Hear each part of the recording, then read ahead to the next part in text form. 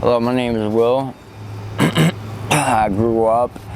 I was born in Philadelphia, Pennsylvania, St. Christopher's. Mom and dad, and a little bit of Jersey. Started out with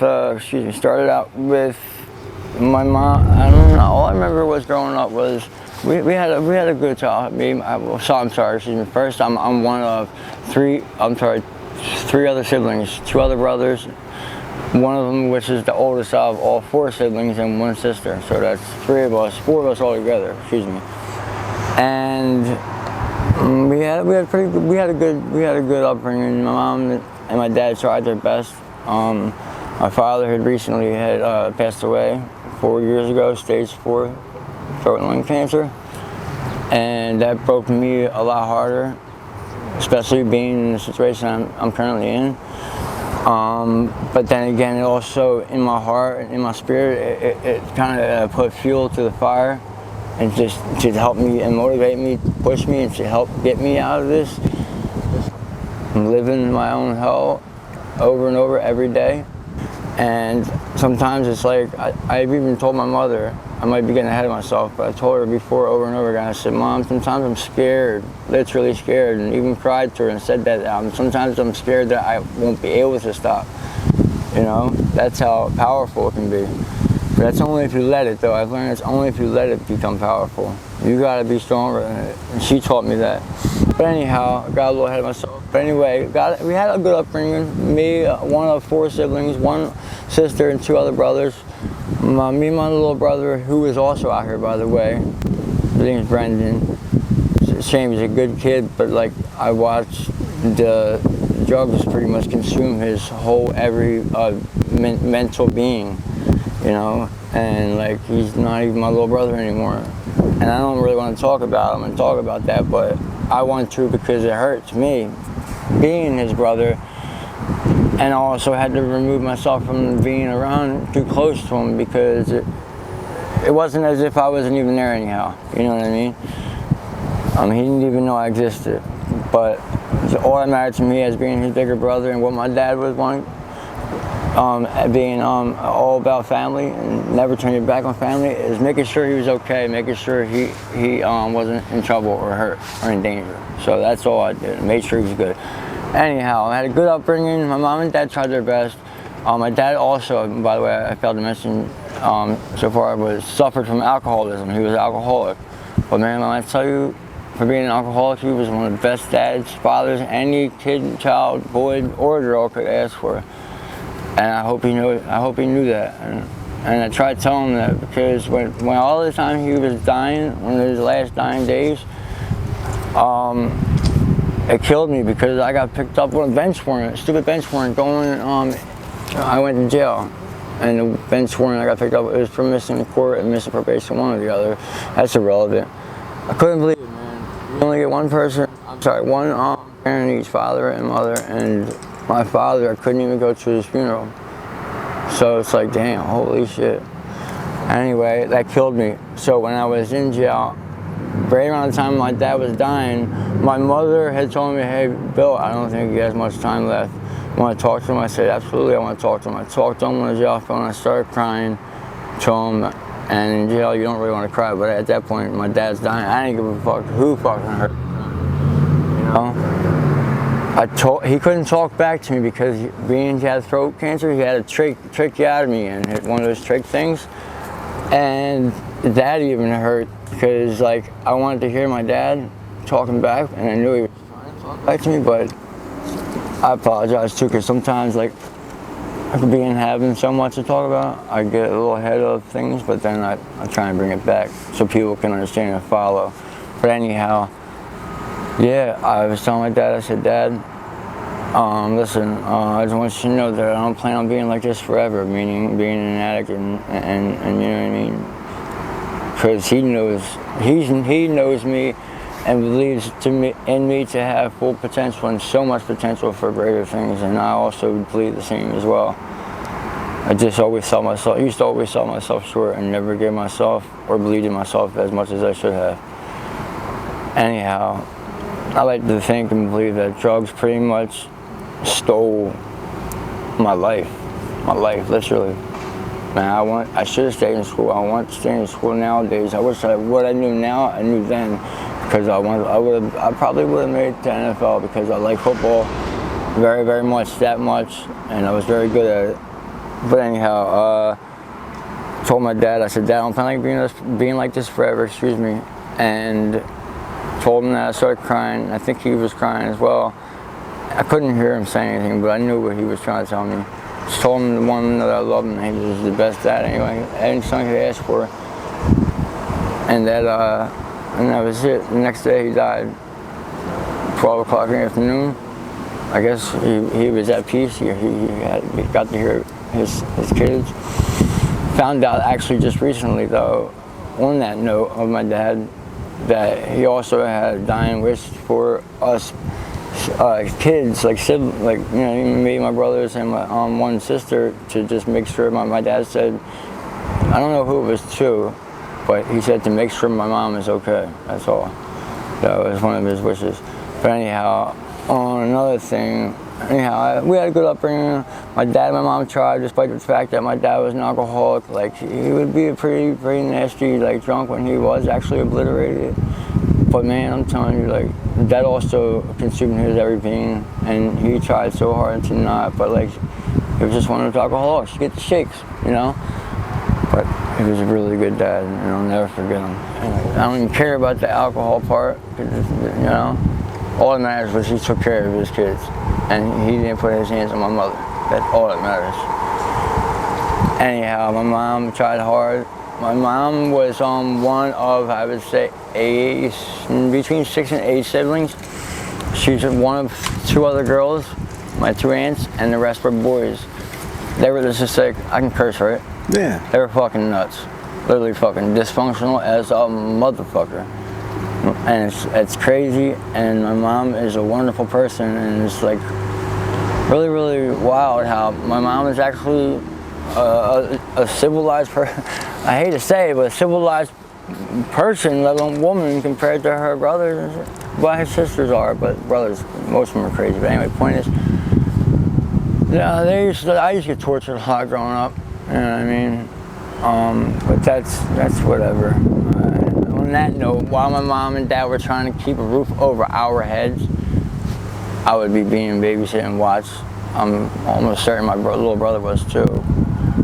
But anyway, I would be tortured, you know what I mean, growing up. And a lot of times they didn't even know, they didn't realize it was even happening. They were just trying to, you know what I mean, make sure we had a roof over our head, food in our stomachs and whatnot. You know, and I just want to let people know that my parents are really great parents. They did a great job.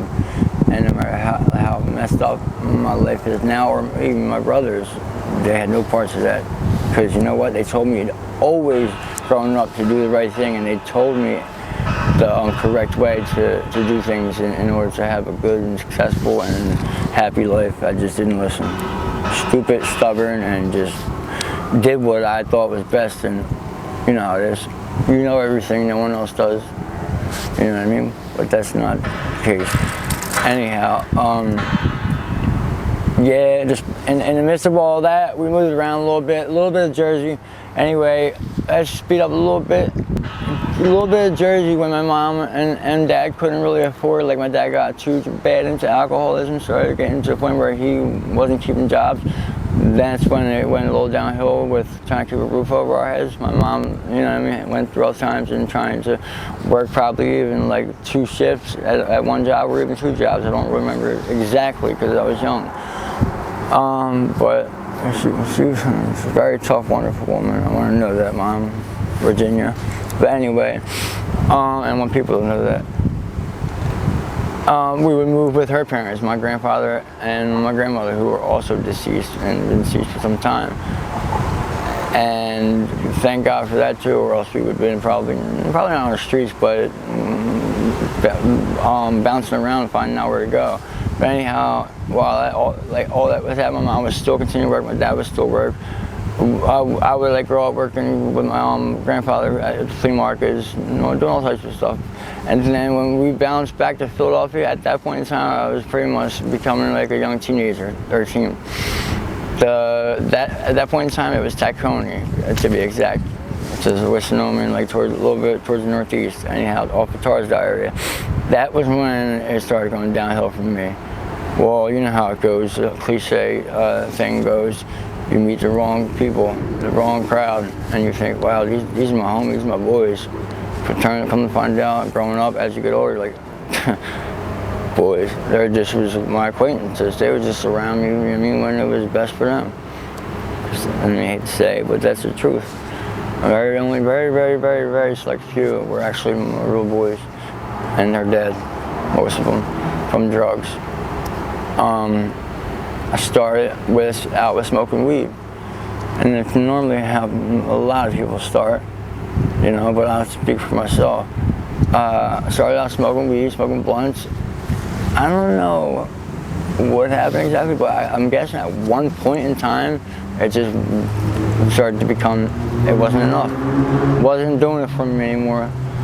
And my cousin Ashley, we developed a friendship, I guess you could say, to the point where we were like best friends, even though we were cousins as well. We were best friends as well growing up. And let's just say she was not the best influence, positively. Me and my little brother was all about getting money. We had our own little landscape. Me and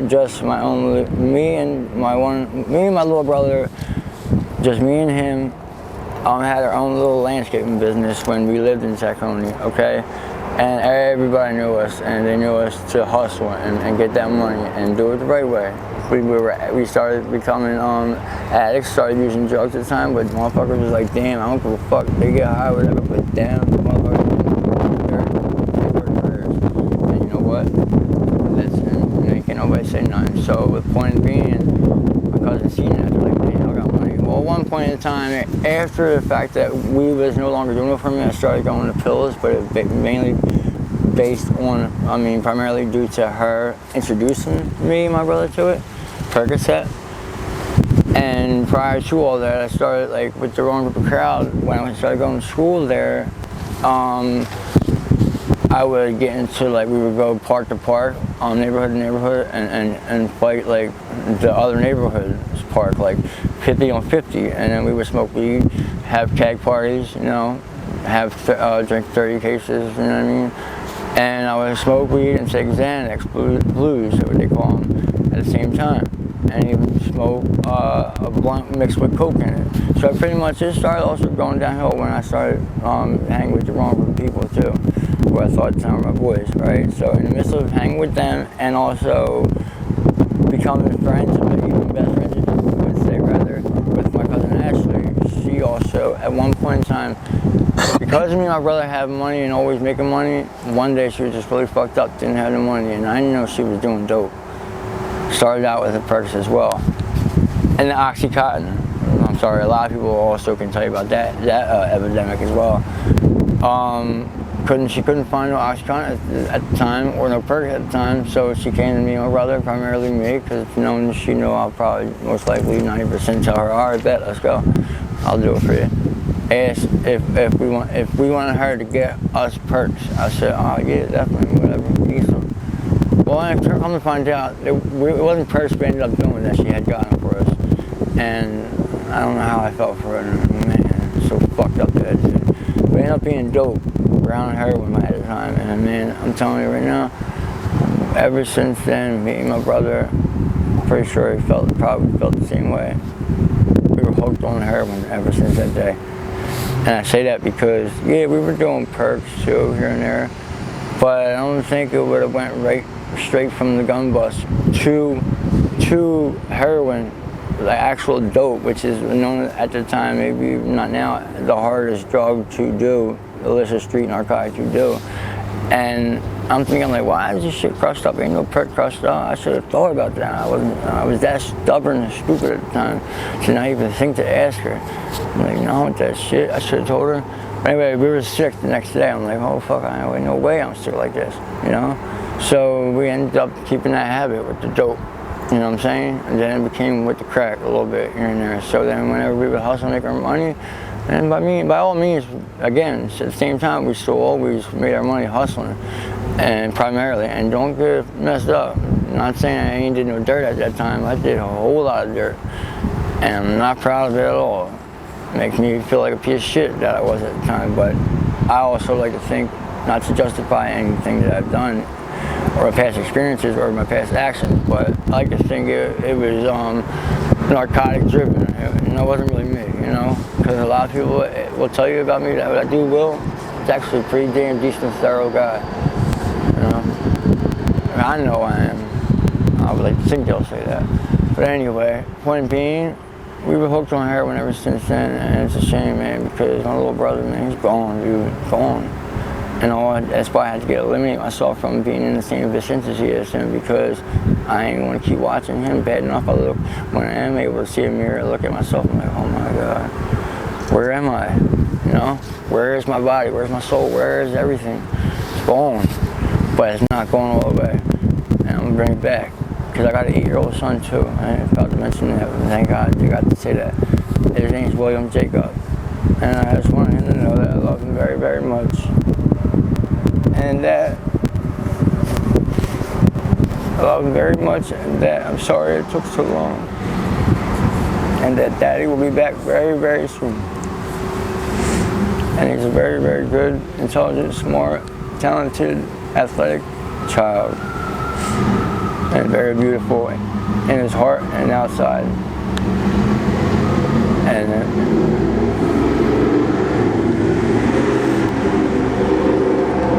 his mom Erica, his mother Erica is also a very, very great woman who I messed up that relationship with, due to what she claimed me falling in love with and cheating her with drugs, which is a good way to put it. It's exactly what happened.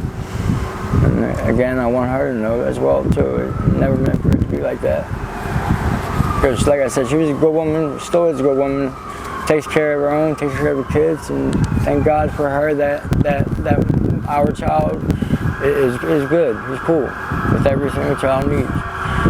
Anyhow, I just want them to know, because I feel like a really, really fucked up piece of shit man, but at the same time, that's why I want them to know that it wasn't supposed to be like this. I didn't ask for this, and I keep on trying my best every so often, just to get away from this. I don't want this life. It wasn't supposed to be for me. Sometimes I feel like it chose me, and then at the same time, once it did chose me, I just like kept finding it so hard to eliminate myself from it choosing me and to keep me. So that's how I know it's the devil trying to get a hold of my soul, and that's why I pray to God every chance I get, if not every day, multiple times a day, because he ain't gonna let that happen.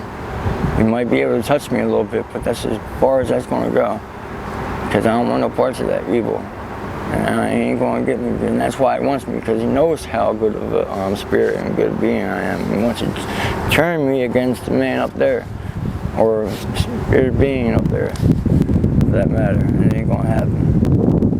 And I mean, he's doing a really good job though. Give him that. But I want him to know it ain't gonna happen. So stop now. Anyhow, the point being is I want to get back to my family's life. I miss my son very much, and he's grown up really, really fast and way too quick. So I gotta get there, because I feel like I'm running out of time. Because this world out here, it will chew you up and spit you out, if it even decides to spit you out, not swallow you whole. It really will. And I gotta prepare him for that. I gotta tell him, well, listen, you can't always be too nice to you, because sometimes they will take advantage of that. But don't get it wrong. Treat people the way they treat you, until they give you a reason otherwise. You know, just be a regular dad, regular father, like any man, any father is intended to be. That's all I ever asked for.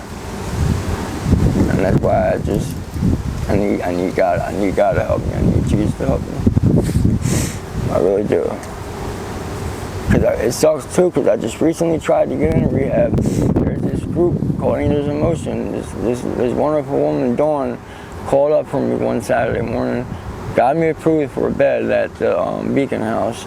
And it's so fucked up, and I say that with emphasis, that it's so fucked up that all that had to be done was me to be sent, or I'm sorry, taken, and she had also personally, physically taken me while allowing, well, I'm not going to say that part because that part's, yeah. You know what I mean? While making sure I'm okay and well, not sick, because no one's going in there sick. Making sure they're okay first. It's a waiting game. While I had to only get evaluated, and that by that I mean how much you do, and you know what I mean, what do you do daily on a daily basis in your substance abuse problem. As being taken to Episcopal Hospital, and man, let me tell you, when I tell you this, I was waiting in there almost a good full 2 days before anybody even said anything to me. But okay, you're William Nace, all right. Next person. Just checking. All I did was make sure I was checked in. While all these people were coming in after me and being sent right out to a rehab. I had a bed right around the corner. I could have walked my ass around there. I didn't need no damn transportation. So you know what I did? I couldn't hold it anymore. I couldn't wait anymore. I was getting sick. So I was like, damn, man, I knew this, I would have fucking been going. Because now I fucking barely walk my fucking self out the door on my own 2 feet physically. And I cried walking out that door because I was like, damn, I thought it was over.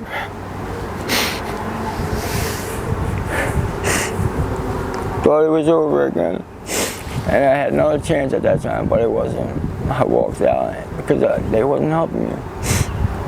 So anyway, I thank Dawn for that too. For trying to do that for me, but it ain't over yet because I gotta get the fuck out off these streets because it's gonna kill me. I ain't gonna die, and I ain't gonna die out here. I've had 2 guns pulled on me for cell phones I never took. Twice, man, for phones. Always for a phone. Second person nearly blew my head off. Cocked the gun back at me and everything, man. I was scared. I was like, damn, wow, my son's not about to not ever see his dad again. I never thought I'd be so scared in my life, but yeah, I was. And it's always for something I don't do.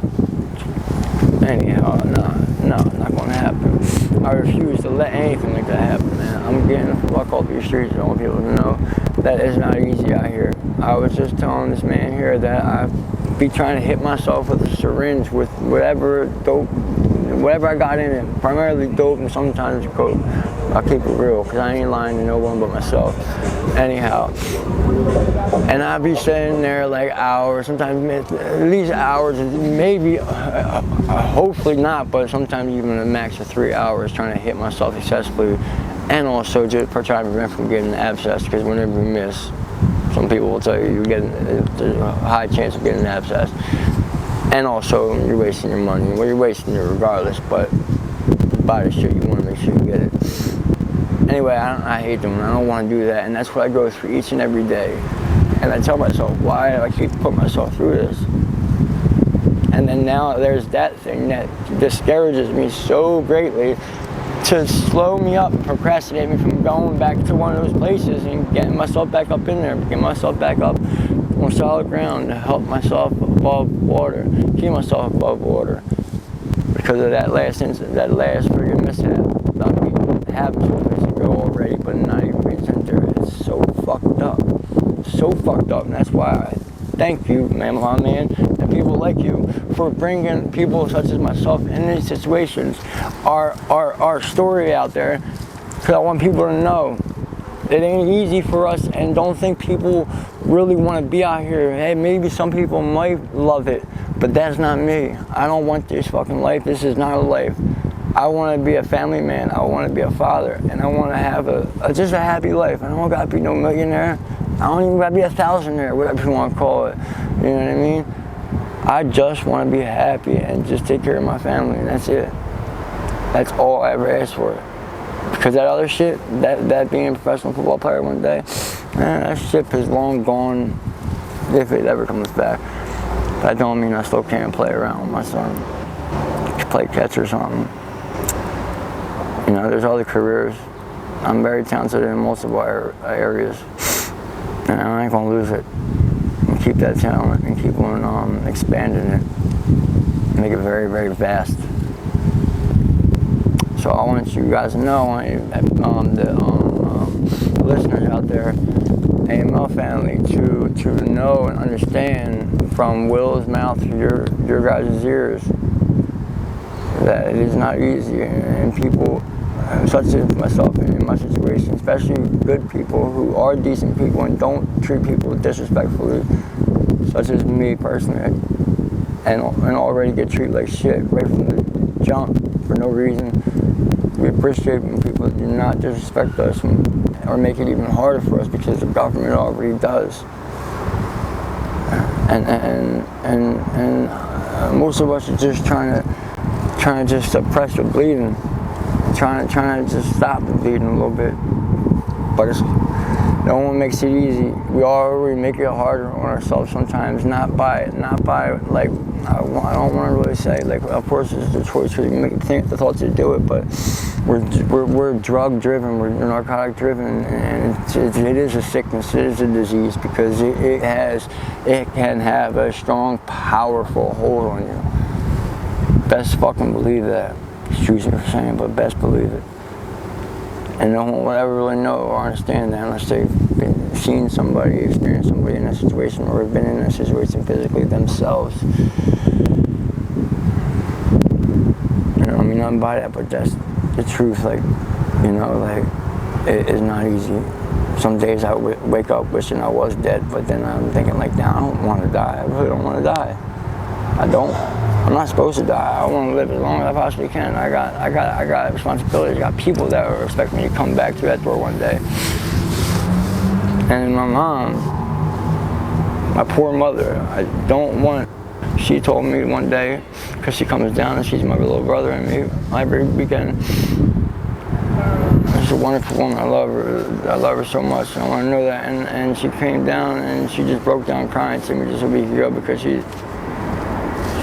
I cried to her while she was crying too, because she said she's tired of seeing us, her boys. Well, she called, said it her kids, of course, because she's a mother. But her boys, she's like, it hurts her so much because her boys are out here and there's nothing she can do about it.